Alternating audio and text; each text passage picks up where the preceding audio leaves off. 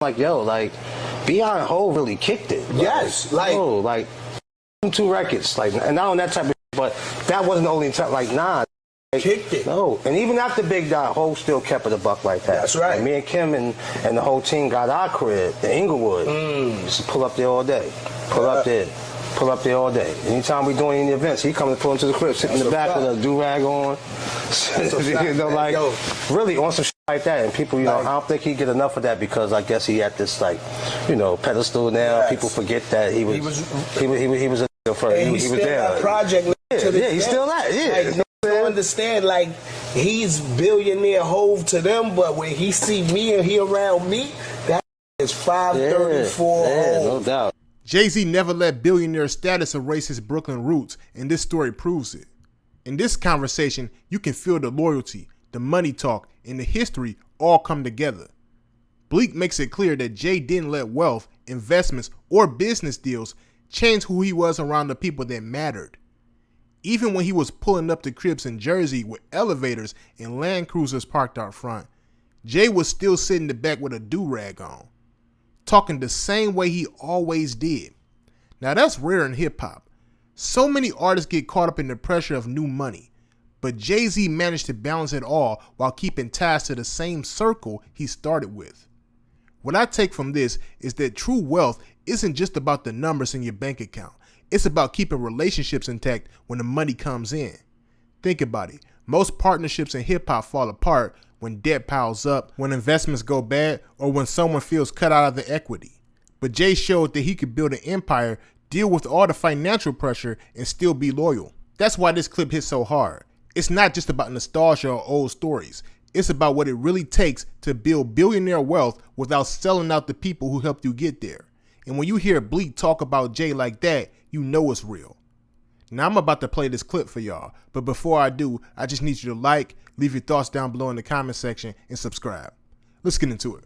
When you think of rap crews today, a lot of rap crews, they are structured the way Bad Boy, I ain't gonna say Bad Boy, the way Big structured Junior Mafia. Where it's the head honcho, the little homie that's gonna hold it down, and then I got my ride or die chick. Yeah, the lieutenant, Straight up. Type of shit, yeah. So I know you gotta feel some type of pride to know, man, it's a lot of Junior Mafias out here, man. No doubt. Put that out here. Hell yeah. Because, I mean, and you know, I'm prideful and I'm happy because he did all that before he was 24 years old, you know what I mean? That's what's ill, bro.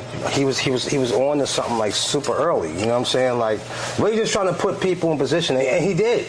Yeah. You know, to know after him passing, Un just came straight from the streets and shot every video for us. Damn. Without being, this nigga was straight up the block hustling. Yeah. And he learned how to just get behind the camera and shoot videos, and he did every video. It's crazy, I never met Un. Get the fuck out of here. Never. That's right. Never. And all that history, all right? The drama, you feel me? And I never saw him. Yeah, that's some Brooklyn shit though. Like, for shit that's how shit used to happen. You try to avoid shit like that from being there. Everybody knows somebody that knows somebody. That's how, that's what I tell niggas. Once you go outside, the world is as small as a dot. Yeah, it's small as a only big the niggas win the crib. Yeah. That's it. Especially in our world too. We all do music. It ain't like our whole neighborhood do it, right? I remember my first crib I got, bro, was in Leonia, New Jersey, right? Yeah, we was out there. Yeah. This on God. My first night in my crib, I go to the 7-Eleven on the block. Yeah. Going up Cedar, yeah. Most popular 7-Eleven. Yeah, So that's a fact. Right? I go in there, Mob Deep in the store with all they homies. Remember, this is when the drama was on. Yeah. So I'm like, damn. All right, let me go see what's up. It wasn't nothing. They showed mad love. Yeah. I'm getting what I needed to get. I'm leaving. Y'all pulled up. I'm like, yo, this rapper Central. Yeah. I gotta get the fuck out of here. I like these niggas, but I want to live around these niggas. T-Neck was like, it was like bro, the mini hood of rappers. Like, if you made any amount of money in rap, you went over to George Washington, though. You moved to T-Neck. And y'all niggas had the cribs with the elevators in it. Yeah. Y'all was stunting, though. Shout out to, we was in Glen Point, man. I was jealous. I was still in the hood. Because remember, I came to the crib one day with Jay. He was kicking it with Big. Me and you went out smoking.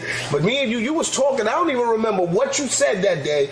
But I'm looking like, This motherfucker living in a crib with elevators in it. They got the Land Cruisers outside with the Eddie Bauer leather.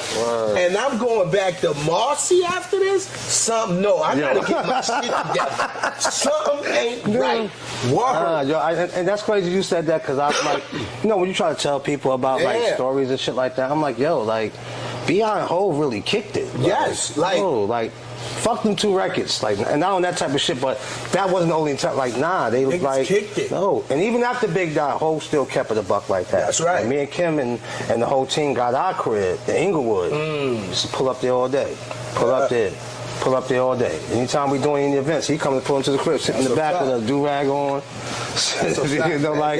Really on some shit like that. And people, I don't think he get enough of that, because I guess he had this pedestal now. Yes. People forget that he was a nigga first. He was there. That project he's still that. Yeah, niggas don't understand. Like, he's Billionaire Hove to them, but when he see me and he around me, that nigga is 534 old. No doubt. He talking major shit. Nigga just seen me in Vegas and told me, you ain't outside, you saw.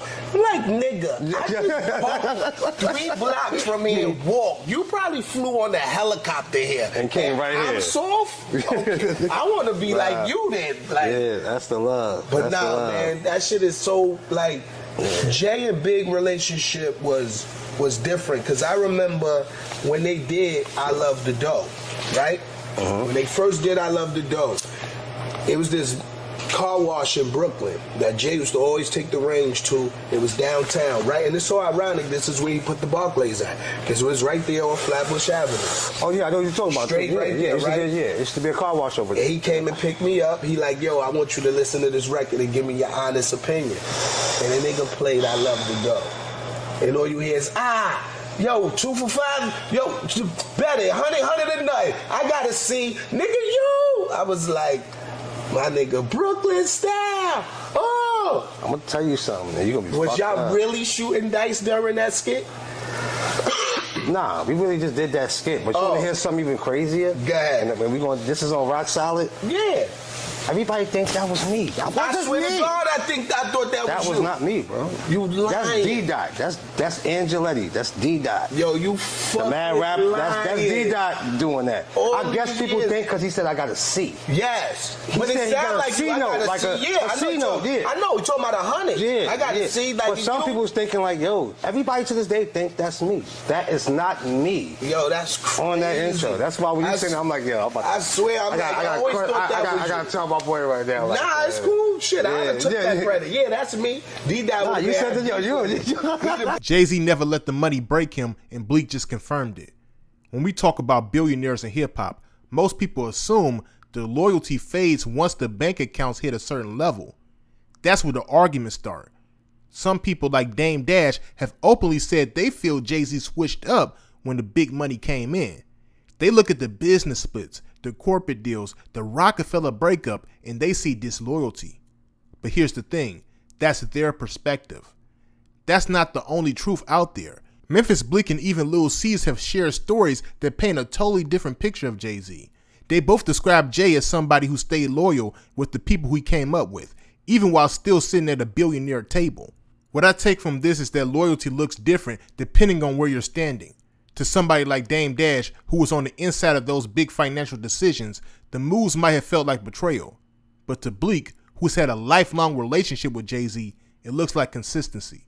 He sees a man who built wealth and still never turned his back on his circle. It's 2 sides of the same coin. And honestly, I think this is where a lot of people get confused when it comes to money and loyalty. Just because someone is moving different doesn't always mean they're moving disloyal. Sometimes it's about protecting the bag, handling debt, managing assets, and making sure the empire doesn't crumble. Other times, it's about personal feelings and whether people feel included in the financial decisions. Both of those can be true at the same time. Bleek's story shows you that you can hit billionaire status and still joke around with your day ones and still keep that same energy you had back in Marcy. That's the part people don't talk about enough. The public loves the narrative that money changes everyone. But sometimes money just exposes how people already viewed each other. So for me, I think this clip is a reminder that in hip hop and in business, loyalty is subjective. What looks like betrayal to one person can look like balancing responsibility to a whole other person. And the truth usually lives somewhere in between those two concepts. Now let me ask y'all this.